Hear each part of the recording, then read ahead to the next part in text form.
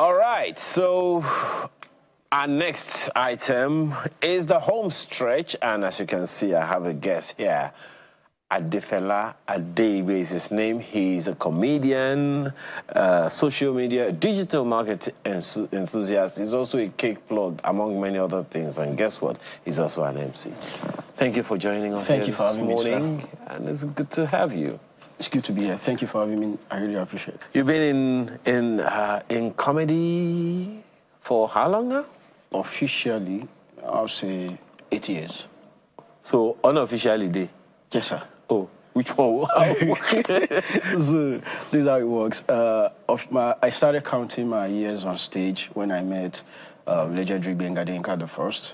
Okay. Because that was when I actually had the opportunity to be mentored and trained by a true veteran and someone who actually has the depth of the craft. But before 2016, I've always been doing, MCs for friends back then in the school, friends' birthday, fellowship events, and all of that. So, and it's always been like that until 2016.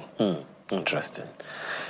So, one thing that I want to ask you is, what did your height do to you? Okay. Now,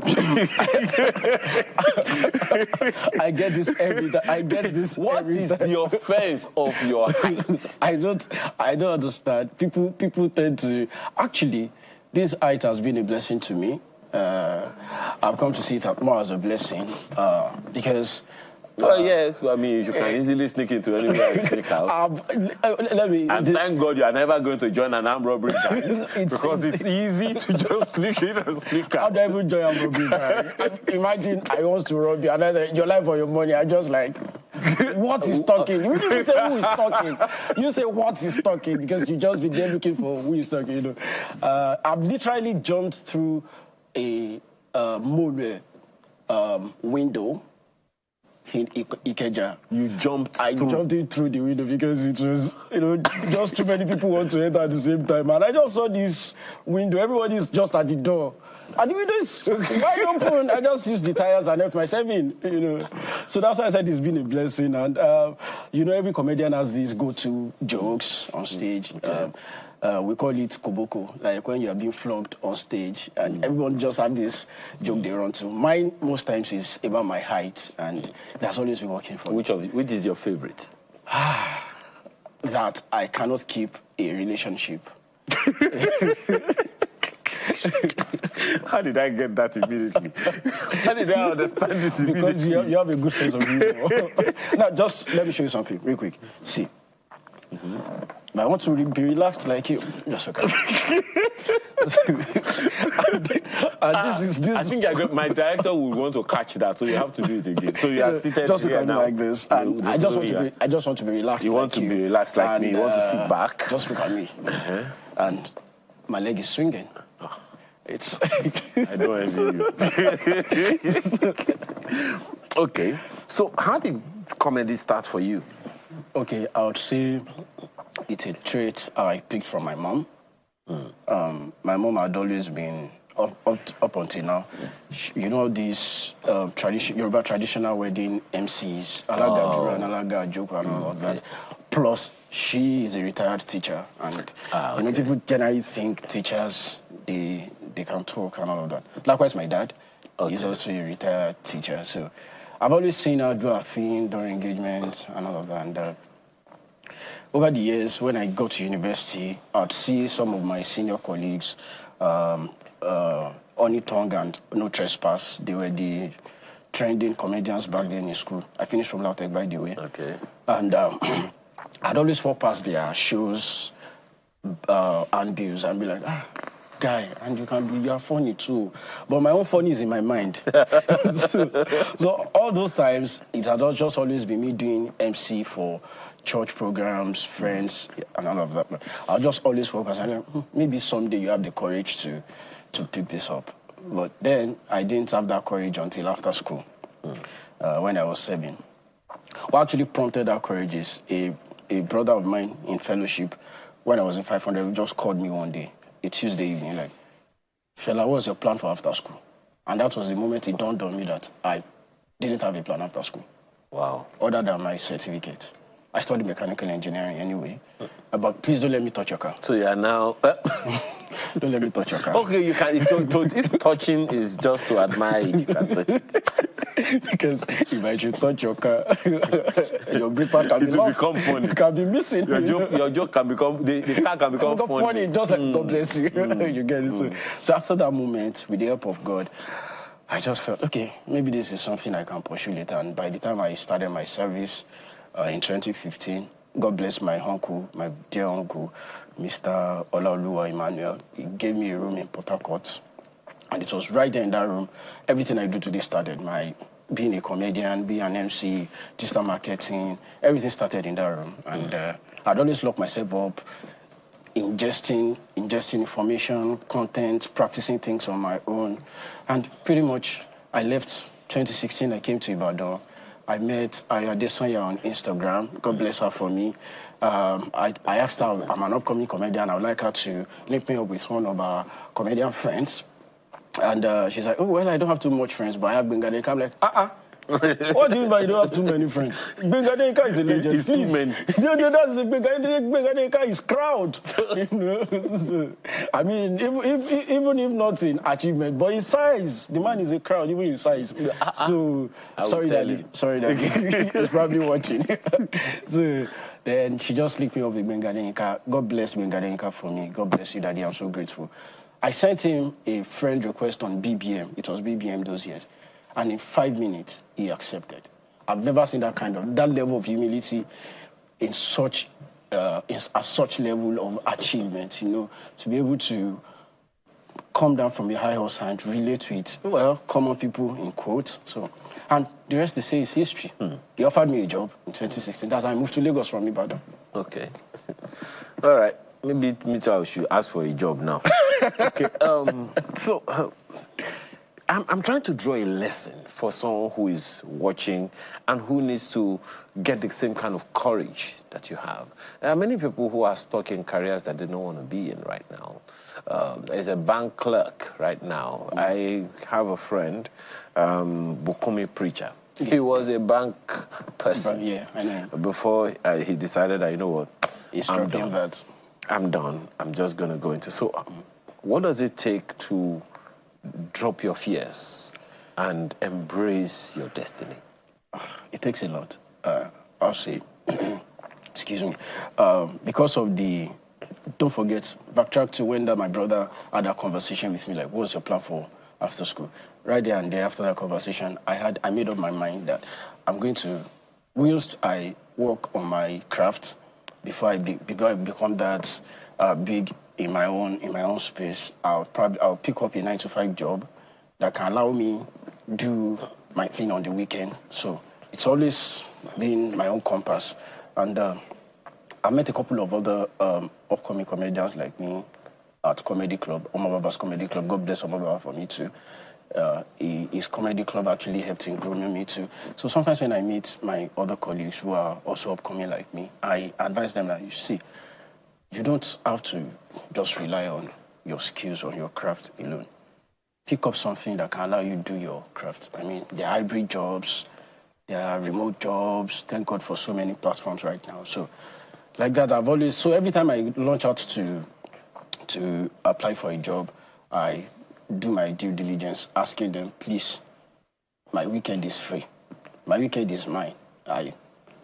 You can't call me on weekends. No emergency. No emergency. I don't care whether the office is on fire. Please don't call me on weekends because it's my day, it's my time. So it has always been a guide for me. So even if events are not coming so well, I had my 9-to-5 to keep my spirit, soul, and body and be a good man to my family. It's not like you have a choice. I mean, they didn't apply for the job. You called them. Okay. Now, what would you say is a major challenge for you when you got into the industry? What kind of pushback have you had? What kind of feedback have you received, and how have you navigated? Okay. The major challenge would have been, well, I didn't have so much. And I'm grateful to God for that, because of my mentor, Gbenga Adeyinka D'1st. This is where people need to understand the place of mentorship. You don't necessarily have to launch if you are not ready. That is what a mentor does for you.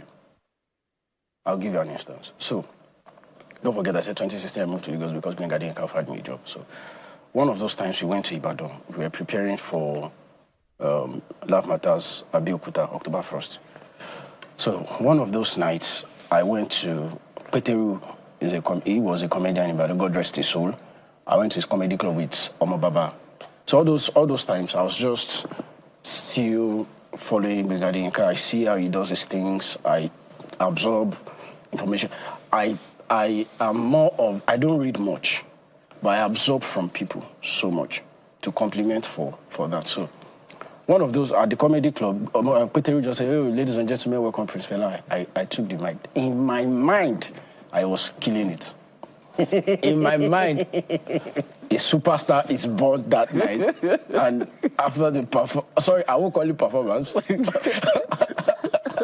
After talking to the microphone, I went to Omababa. I'm like, Egbon, how was my performance? And God bless Omababa for me for being so honest. He's like, was that a performance? I'm like,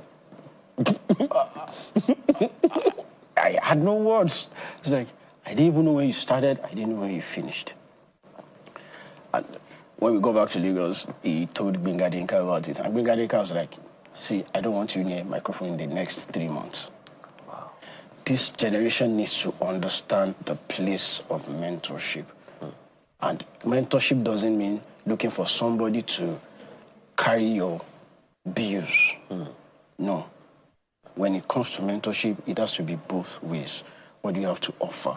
With the help of God, don't forget I said, you also said, during my recitation, said I'm a digital marketer. So backtrack again, when I met Gbenga Adeyinka, I noticed he didn't have a fan page. In my own little way, I felt maybe if I can contribute to him in this way. I'd already started my social media management and all of that. So I preached to him that it's not like I want to be a parasite solely on you. I can also help in this area. I'm a blogger. I do digital marketing. I do social media management. I shall pitched what I can offer him as well, without caring whether there's someone else doing that for him already. And he was gracious enough to allow me into his team. So I can say it's a symbiotic. I think symbiotic is the word. It's been a while I did biology kind of relationship. So when looking for that mentor, don't just go all about looking for, hey boss, Alpha, I beg, I did broke, your boy is broke, send me something. No. It doesn't work. God bless you, sir. Urgent to every time. So it works that way. So during the mentorship process, it groomed me, and by October 1st, in less than 3 months, I was ready to perform at Love Matters Gbenga Adeyinka D'1st, October 1st. And that was my introduction to the comedy industry. One of the biggest platform in Nigerian Southwest. Okay.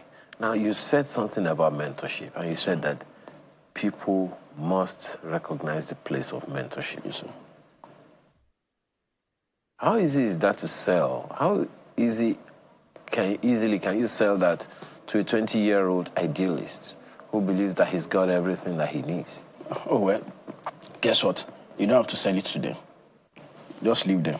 Let them go and do it. I'm not a nice man. No. I mean, as a Yoruba man, is it okay to say, don't worry, I'll translate. Yoruba will say, one sheep and a lofa bouquet, which means you don't persuade a man with hunchback to stand up.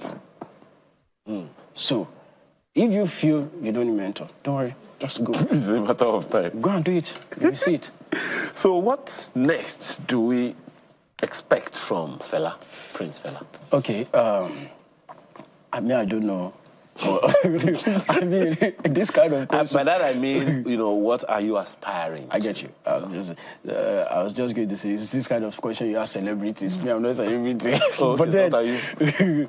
But then, like I said, up to now, I'm still undergoing mentorship because I believe mentorship is a lifetime activity. You never know it all. Okay. Even my mentor, Gbenga Adeyinka D'1st, sometimes when we are having this conversation, you go like, he still references Alibaba, despite the fact that they are colleagues and friends. He told me it takes greatness to identify greatness. So it doesn't even matter how long it takes. Mentorship is always good, and I'll always be improving on my craft, taking as many gigs, MC gigs as I can, taking as many stages as I can. God help you. And continuing to design cakes. Anyway. God bless you, sir. That one. Thank you so much for your time this morning. Thank you for having me. Adeyinka D'1st. Yes, the fella that doesn't smoke or drink. Gbenga Adeyinka and Baba always say, I'm just wasting my name. Nah. How are you the fella? You're not smoking, you're not drinking. I agree with them. You are wasting. And by the way, his own fella is spelled PHELY. So it's LAR. PHELAR. PHELAR. You see? Actually, that's just for stage purpose. Don't preach listening to us. Thank you again for your time. Thank you for having me. God bless you. And that's been Sunrise today. Thank you for the privilege of being a part of your Saturday morning. Do enjoy the rest of your weekend. I'm Ayo Makinde. Let me continue my conversation with the fella. So, thank you, sir. What else are we? What are we eating this afternoon? I'm just thinking, is there maybe